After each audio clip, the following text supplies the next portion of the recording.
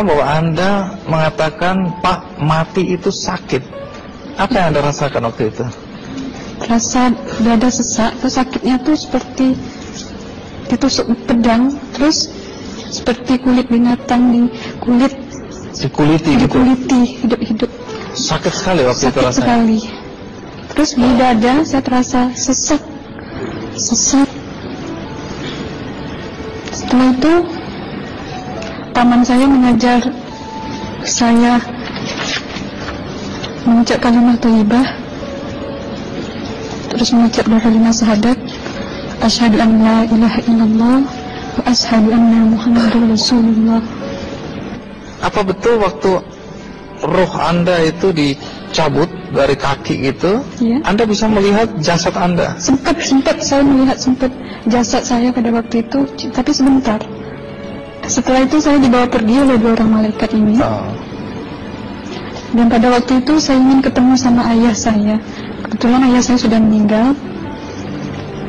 Dan suatu ayah saya meninggal, dia berusia 55 tahun. Setelah saya ketemu di sana, dia tuh berusia muda. Kok muda? Berusia 17 sampai 20 saya perkira. Anda sempat ngobrol dengan ayah? Sempat. Apa yang Anda sampaikan? Waktu itu ayah nangis. Ayah saya bilang, kenapa kamu kesini nak?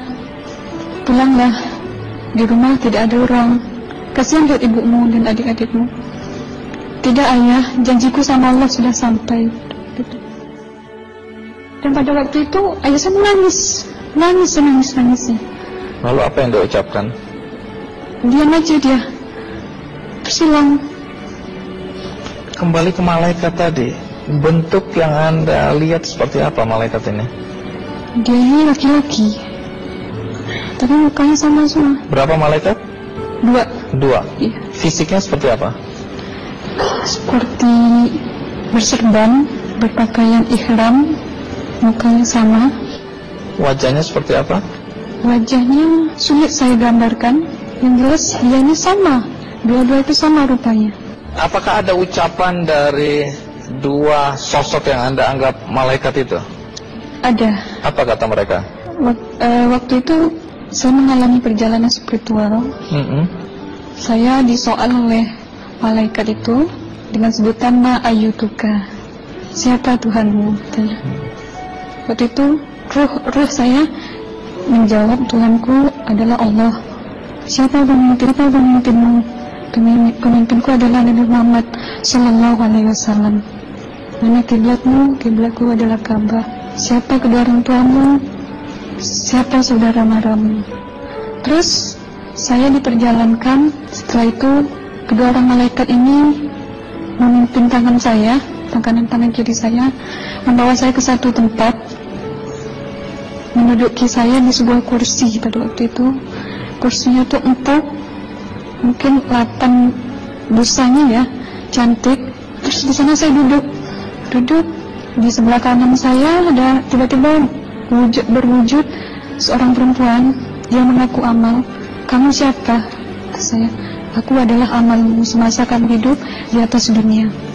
Dan selama kamu di sini, saya akan menemanimu sampai yaumul akhir, itu katanya.